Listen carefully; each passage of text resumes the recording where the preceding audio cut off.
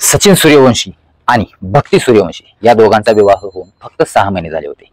6 महिन्यामध्येच त्या दोघांमध्ये भांडणं व्हायला सुरू झाली, वादविवाद सुरू झाला, घरामध्ये आक्रोश सुरू झाला. त्यांच्या घरामध्ये शांतता ही नावालाही राहिली नव्हती. रोज भांडणं व्हायचे.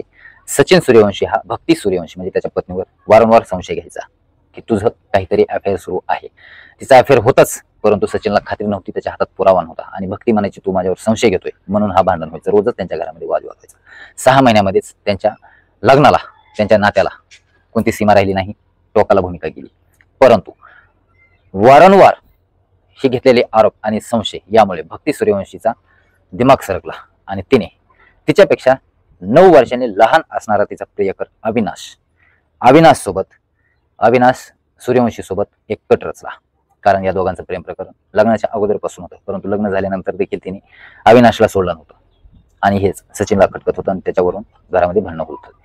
ज्या वेळेला भक्तीने अविनाशला सांगितले की माझा पती सचिन मला मारतो, जेवायला देत नाही, जाच करतो, रूम मध्ये कोरून ठेवतो आणि संशय घेतो, त्यावेळेला अविनाशने आणि भक्तीने एक डाव रचला आणि सचिनला संपवण्याचा कट रचल्यानंतर सचिनला संपवण्यासाठी भक्तीने आणि अविनाशने जो कट रचला त्यामध्ये अविनाशने धारदार शस्त्राने सचिनवर हल्ला केला, वार केले सपासप आणि तिथून पलायन घेतलं, पळून गेला.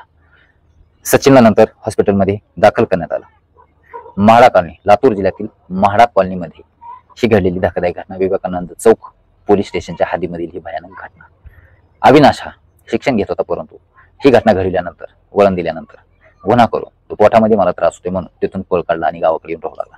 परंतु ह्या घटनेचा तपास विवेकानंद पोलीस चौकी पथकाने सखोल तपास केला आणि भक्ती सूर्यवंशी, अविनाश सूर्यवंशी या दोघांनाही बेड्या ठोकल्या. सचिन आज मृत्यूशी झुंज देतोय.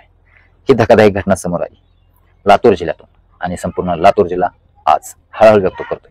पवित्र अशा नात्याला कलंकित करण्याचं करा हे असे निर्लज्ज करत असतात, नाराधम करत असतात. सावध राहणं खूप गरजेचं आहे. शहानिशा करूनच विवाह करा.